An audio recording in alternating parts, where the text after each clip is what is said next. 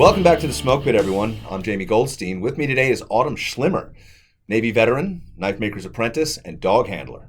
Autumn, welcome to the Smoke Pit. Thank you. Yeah, absolutely. You came out here from Virginia Beach, yeah? Yeah. How far was that? Like 2.5 hours. Okay, so an entertaining drive. I've done this drive many, many times. Yeah. I was in D.C. before, and I just moved down to Virginia Beach. So nice. I've been up and down this road. Okay, cool. What were you doing in D.C. when you were out there? I was contracting. I was doing explosive detection with canines for Sick. a few years. Yeah. Nice. D.C.'s a good spot. DC's fun. It's fun. It is. I live just outside the city, on the Virginia side, and I love it. It's good proximity to everything, and quiet enough. Yes. Enough. Yeah. You got to get out of the city. Yeah. I mean, granted, there was a shooting outside of my apartment like what, 2 weeks ago? I think I'm sitting there playing Mario Kart with my daughter. Pop, pop, pop, pop. I'm like, what the? I look outside. There's a dude in FBI jacket. Which way did he go? Call 911. He goes off running by himself. Have fun, hero. Yeah. And next thing you know, they're picking up shells outside. Damn. And it's fun, living in like that Alexandria, Arlington area. There's so many cops and there's so many layers of government. So standing on the balcony, just watching all these plain clothes come flooding out of their apartments with badges hanging around their neck, it turned into a shit show pretty quick. Which was, You're like, that happened, but they'll clean it up pretty quick. Yeah. They don't want to see it. So you started off in the military, yeah? Yes. You're okay, yeah. It was Navy. Nice. Yep. And what did you do in the Navy?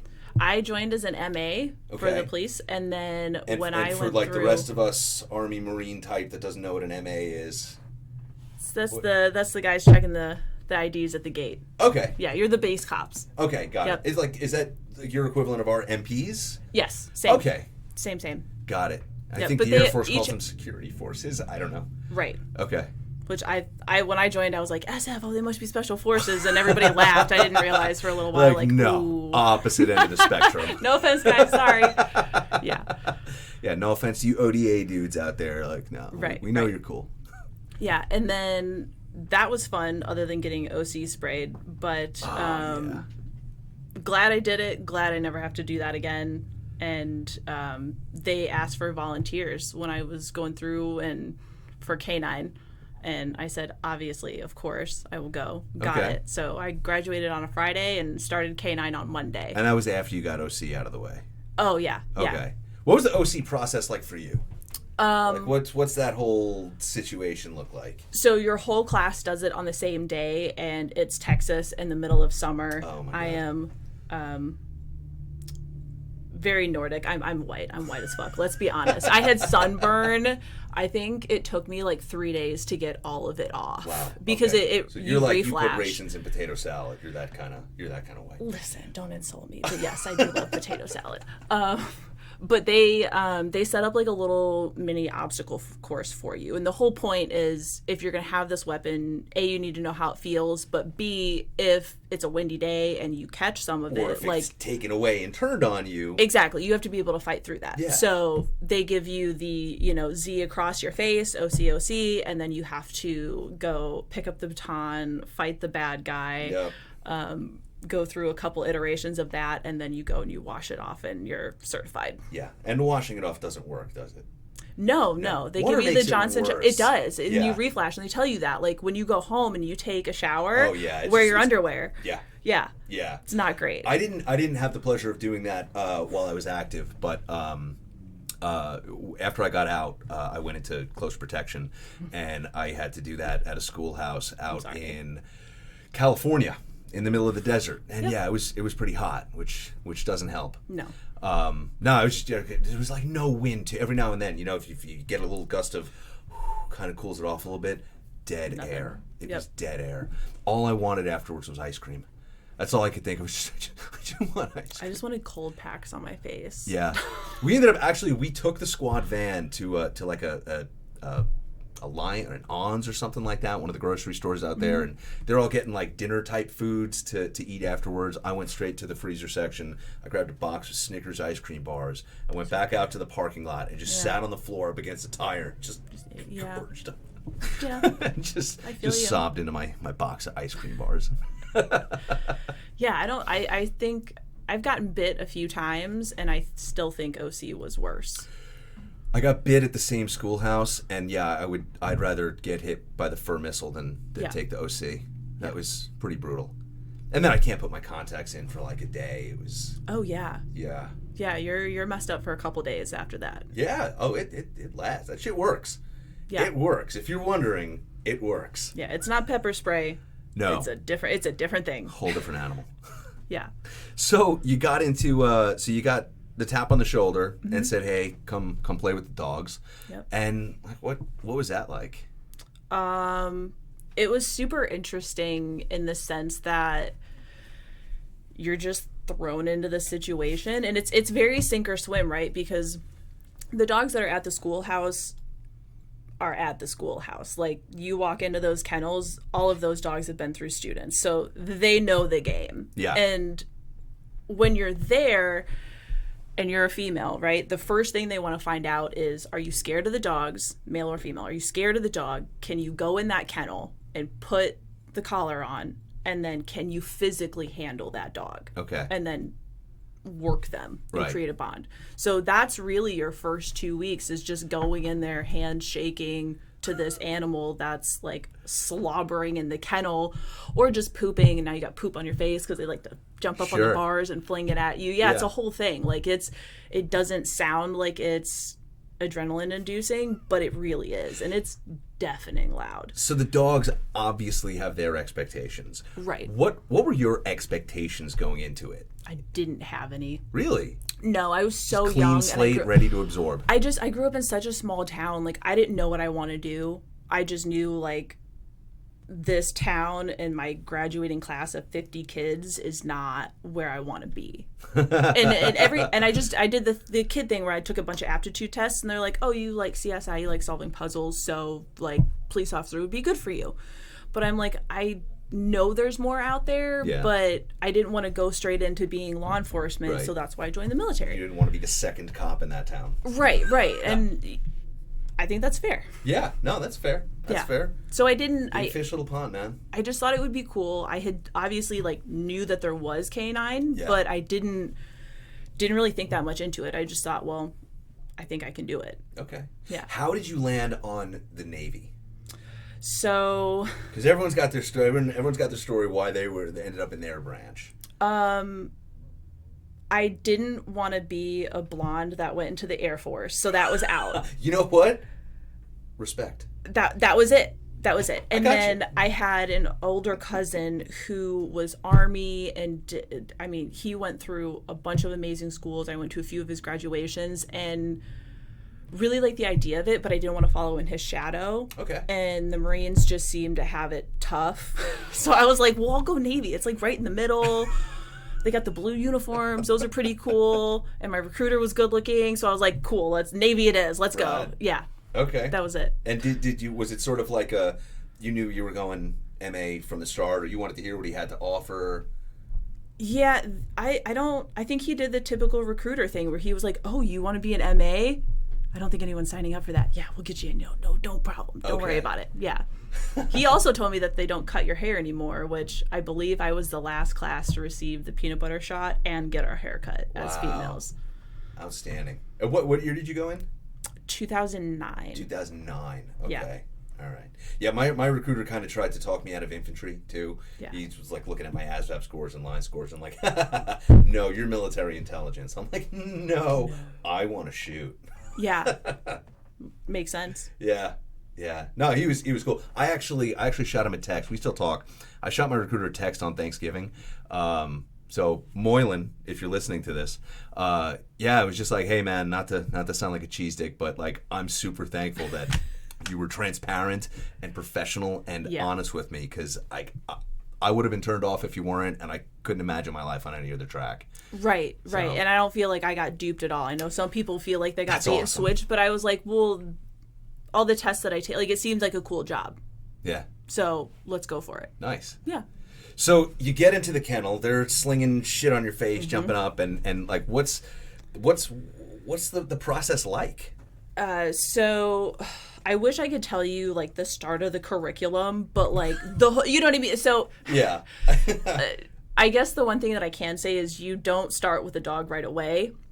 You actually start on an ammo can. Okay. So they walk you out to a field and there's rows of ammo cans, and you hook your leash to the ammo can And that's the joke, is everybody's first dog is an ammo can, because they teach you how to correct the dog with your leash attached to an ammo can. And if it's not like coming up off the ground, oh, you didn't do it hard enough. You know, it's like boot camp all over again, but they're just trying to instill that muscle memory in you and see, like, do you have a commanding voice? And the tone of your voice is a big thing. Like, if you're a big dude and you can't come up to that dog and go, oh, good boy, good boy, good boy. If you can't do that consistently and you're constantly like, good boy, they'll kick you out of the school. Because the dogs need that. Yeah. There's some dogs that need that, and there's some dogs that don't, but you have to be able to communicate with your dog. Yeah. And be animated. That's actually funny, because my colleague Brandy has she gets a anytime I'm anywhere near an animal, I go from wherever I'm at to, oh, it's a baby, oh my god, the kitty. Yes. I just go You see them lose their minds, like, oh my god, yes, I am the baby. Yeah, dogs need to know they're the baby. Yeah. But they did not give me a baby for my first dog. No. No, they did not. I got a 95-pound all black ass eater, which I'm so glad that I did, because it was. And is that a specific breed? The all black ass eater? I mean, if you ask a handler, they're gonna know exactly what you're talking about. But yeah, I mean, like, your arms get strong real quick, because if they don't out, which he didn't back then, it was all compulsion. So it was, all right, dog found it, good job, and then it was, hold him up, hold him up, hold him up, hold him up until they release the toy, put him back down. Okay. Yep. So until you're on their clock. Oh yeah. Wow. But they're strung out on adrenaline and so high. Zoomies. Right. Well, and you think about it too, like, they're kennel dogs. You go pick them up first thing in the morning, and then they go in the truck. You guys go over your instruction, you go over what you're going to search that day, and then you go get the dogs, you work them, and then you put them back. So they don't have that, like, house dog interaction. It's very much like when they're out and they're working, that is the highlight. That is their life. So, yeah, it makes sense. Yeah. Yeah. And even the training, even the play is still, like, so professional. And right. Yeah, I was talking to a guy, Justin Melnick. He plays Brock on SEAL Team. Yeah, of course. And an interesting point that I never would have thought of is when you're doing that with the dogs, like, there's only a certain shelf life that they can do that, because you and me, we're on set, we know what's going on. It's they're gonna call cut in a minute, and we're gonna go to the craft service table and get a Slim Jim or whatever. Yeah. The dogs don't know that. Like, they're in a high stress, high threat environment. They think it's as real as it gets, and that anxiety builds. Yep. Like, never would have thought of that. It's not an intuitive concept if you're not in that field. Right. And and that's where building a relationship with your dog is so important, because you have to be able to know when they time out. Can they work for 20 minutes? Can they work for 25? Or are they working for 15, and then you got to put them up? And that's you have to be able to tell your client that if you're doing contracting, like, hey, my dog needs 15-minute break. No, we got it. No. Dog gets 15-minute break. Yeah. He's the reason I have a paycheck, so he's going to do his job properly. Right. So he gets the same amount of respect. I get my standard 15, he gets his 15. We're going to circle back. Like, you want it done right, or you want me to just walk around the vehicle? Yeah. Yeah. So here's where it got a little challenging for us in that regard. We very rarely got canines sent out to us in the field on deployment. The few times we did, we were less than impressed with the handlers. And we'd go on these movements where, either it's a movement to contact or a movement to overwatch or just a basic patrol or whatever we were doing, clearing portions of the city that we just took. And the handlers are sitting there going like, oh, guys, they're falling back. They're like, guys, I think the dog needs a break. And the dog's jumping around and he's excited. And we're like, really? Dog looks okay? No, the dog's real tired, guys. Like, fine, drink water, man. Change your socks. Let your dog have his break. Was that contracting or active duty? This is active duty. Oh, man. This is active duty. Yeah, these are the Army dog handlers. Yeah, I don't know. I don't know where they came from or what unit they were, but... And, that's your deal. Like, that's you as a person, like, you have to handle that. Because I can tell you, when you go through school, they put you through your paces. That's cool. There's a portion where, like, okay, your dog's injured. Well, he's 95 pounds. Okay, we'll pick him up. and huck him the mile back. If you got to take a break, take a break. But, like, you got to get your dog back. So do you have, like, a harness or a sling for these guys? Or they didn't when I went through. It was just firemen carry, like, work your squats and, like, let's go. Wow. And I was so out of shape from boot camp. Like, that was rough. Like, when I got from Great Lakes, I was out of shape. I gained 30 pounds in Navy boot camp. I'm not joking. Because I got into a 900s division. Indoor branch, isn't it? Yeah, and it's all studying. And then I landed in a 900s division because I played drums. So drums and flags are the same division, and you put on the ceremony for graduation. Okay, cool. So I feel like when everybody else was working out, we were practicing. So the drum line was upstairs, and then all of the flags kids were like running laps because inevitably someone would drop a flag, and then everybody and we're just upstairs laughing like, yeah, we're practicing. Well, I don't know if you ever watched like BTS of like Neil Peart from Rush or Danny Carey from Tool, but their freaking quads are jacked, man. Yeah, it's not like that anymore. No. All of my workouts now are based solely on not getting torn up when catching dogs. Okay. So is that a lot of like movement and recovery and injury prevention? That kind of stuff? Of course. I mean, it's all like, you can see my arms are always bruised up. So it's just building muscle and a lot of movement, a lot of core stuff because body hardening, basically. Yeah, you have 80 pounds flying at you. Wow. Yeah. That sounds like fun. Looking forward to it. Yeah. It's been a minute. That's gonna be fun.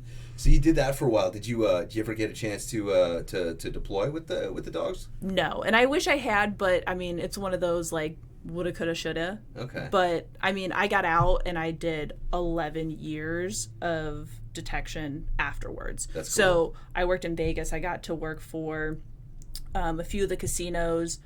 Sheldon Adelson, he used to own Sands Corp, which had like Venetian, Palazzo. They all have their own teams of canines. So you'd be on his duty. He has like private planes. So you'd search all their stuff.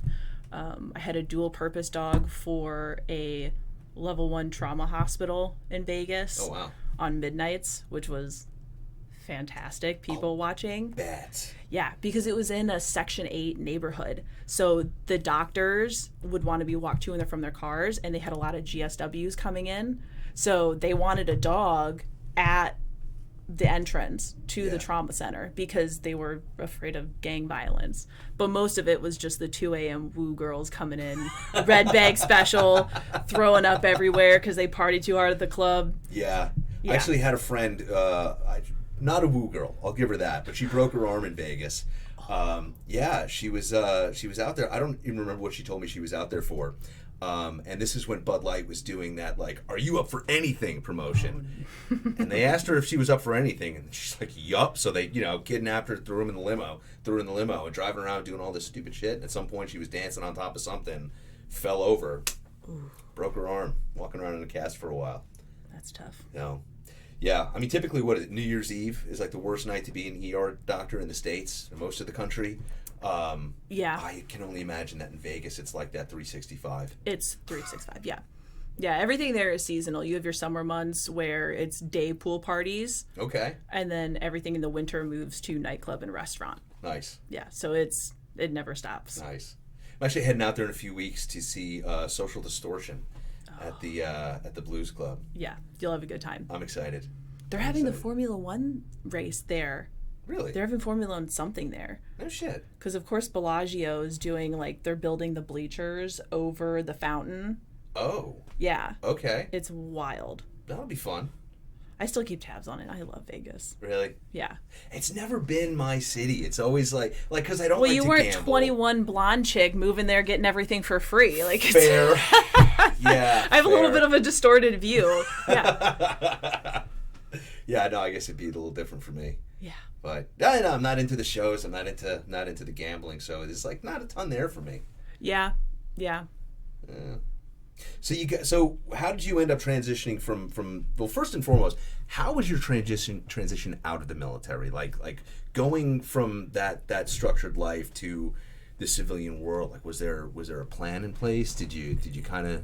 No, I mean when I got out in 2011. I only did a year in the military, and I had some wrongful accusations, and I ended up having to get a lawyer. But when you get out, I wasn't prepared to get out. So my next 3 years was, well, I have a couple buddies in Vegas. I'm going to bartend and try to just figure it out. And luckily I was able to get everything fixed, and it's not luckily, it's just paperwork and time, and you know, the military, they drag their feet on everything. Yeah, but they need something from you, they're getting it right then and there. You need something from them, they're like, we'll get to it. it. Yeah, they're gonna hand it off, and so it was tough in the sense of like, that was a hard transition, but I feel like I got some really great life experience from it, and I was able to get back into canine. And once I did that, it was just kind of, it just relit the fire of like, I can still do this. I don't have to. The military was my whole world, but then you get that next job and they're like, oh yeah, no, you can do scent detection, you can go do PSA, you can decoy. I was like, oh, everything that I wanted to do, I can do and get paid more. So this will be fine. And treated like a human. Yes. With 8 hours of sleep, with no yes, yeah, where sleep is no longer a crutch. Yeah, exactly. Yeah, that's a nice little uptick. Right. So how'd you get your feet back in there? Because you're tending bar, you're doing that. I just had a buddy who was Army, and his mom worked for a company called G4S. I know they're still around. Yeah. I don't know, umbrella companies. I don't know if they're the same, but they were located in Vegas, and they had 2 handlers and were looking to expand their team, and they needed somebody to come in that had experience. I was like, well, I have experience. So the first thing they had me do was, well, we need a handler, but we don't have a dog. So nailed the interview, but then I had to go find myself a dog. And that really, like, that puts you in the community when you have to start making phone calls and showing up and calling around. And essentially I'm taking the small amount of time I had in the military and doing, like, looking at resumes for these dogs and evaluating them and going, well, what can I do with this little guy, and what can I do with this guy, and then what does the company need?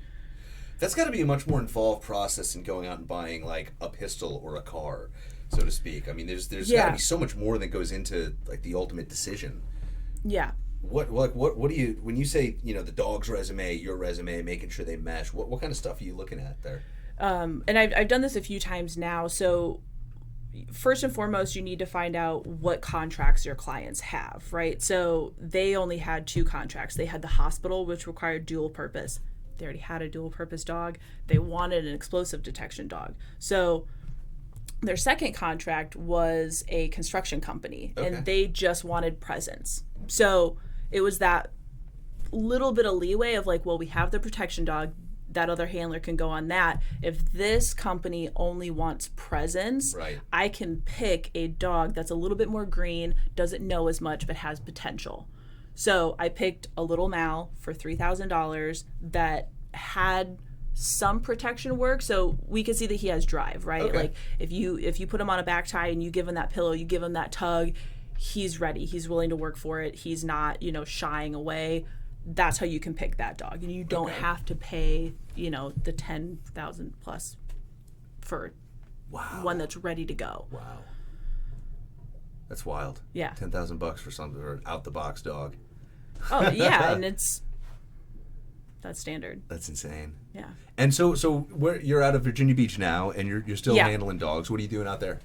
So I just switched over to Off Leash Canine, which is Nick White's company, and they do all pets. All pets? All pets. Okay. So I switched from explosive detection to board and trains, which is fine, right? Because I've worked a lot of dogs, and I feel like after 11 years, you just kind of, you're ready for something new, and if you can train a 9-pound Havanese, then you should be able to train any dog, which is, I've heard that over and over, and I've heard that, the more breeds that you get under your belt, the more you have in your Rolodex. Okay. So, and I get to work from home, and I get a lot more time to decoy. Cool. And what's you've said that a few times. What's the decoying thing? So decoying is when you put on a sleeve or a bite suit and you catch the dogs. Okay. And that whole process has really transformed over the last few years, because when I joined the military, it was like you put on the big marshmallow suit and they just tell you to go run and you get taken down and everybody gets fucked up and their backs are hurting, but it's fine. And that was the extent of it, versus now there are so many nuances there. It's so much safer, and it's really an art form if you want to get down to it, because you're creating a relationship with that dog, because when you're telling a dog to get amped up and bite, and then you add in a handler that's coming in to take you off that bite, sometimes that can create a lot of conflict. So there's all these little nuances of, well, my dog will bite, but then if I try to come up and take him off the bite, he spins away. Okay, how do we fix that? How do I help fix that? If a dog is pulling away versus pushing into the bite, A, I need to be able to recognize that as a decoy, and then B, I need to be able to help that dog by giving praise on the push in, which is what we want. So it's more than just bite here. It's a relationship with the dog. I'm going to give you love. This is fun. This is good. You're safe. Now go back to your handler. Okay. And you can transform dogs in a day. Huh. Now, does that, I mean, if the lovey touchy approach during the bite is being employed during training, is there any risk of the dog sort of expecting that and then getting freaked out when he bites someone in the field and the guy's punching him in the ribs? Well, and that's your job as a decoy, right? Like you're going to catch that dog. You're going to get to know, like, handler, come up here, like touch their back. If they pop off, okay, that's something we need to work with. Because you'll see when you get really advanced decoys, they'll pick the dog up by their hind leg, they'll take him to the ground, they'll roll over him. It's all about mimicking pressure, but keeping it safe. Right. And then your job is to figure out where that dog's threshold is and how we can build on it. Okay. Yep. Wow. No, that makes sense. Yeah. Very cool. Very cool. It gets real deep real quick. Yeah. No, that's fun. Maybe you can run me through some of that when I get the suit on. Oh yeah. I brought my suit and my sleeve, so we can go through the whole thing. Okay. Cool. Yeah. I'm looking forward to that. Yeah. And then, so when you're not playing with dogs, you got another pretty cool hobby here, yeah? Yeah. I make a couple knives here and there. Nice. Tell me about that. What do we got in front of us? I'll backtrack a little bit. Yeah. I got into this because when I was in DC, I started working an air cargo position, which TSA created, and the law now states that all air cargo that comes into the United States has to be searched by a canine. Completely new program. Okay. So you have dogs that are coming into warehouse situations, and you could be searching 6 pallets a day, or if you're somewhere like Chicago, you could be doing hundreds of pallets a day. And there's regulations on how big, how small, how tall those pallets can be. But most of the time when the pallets come in, they're covered in saran wrap. Yeah. And then those thick plastic the bands, those bands, yeah, the ratchet bands. So I had been talking to another female handler. I'm like, I have this little, folding knife, whatever, but it's just not doing it. Like, this is a tool that I now need. Where do I go? What do I do? Oh, she goes, I have a friend that makes knives. Like, just tell him what you need for work, and you guys should be able to come up with something. So I sat down and said, this is what I do. This is what I need it for. Do you think that a knife with serrations would help with that? And he goes, yeah, absolutely. So let's draw it out and let's figure it out. So I brought the first knife I ever made, and then 2 iterations of the knives that I made for work. Okay. And so you guys can kind of see the difference of like where it starts to where it finishes. Oh, wow. So that was the first knife I ever made. And there's a difference, right? And you had kind of said, you make knives, you forge them.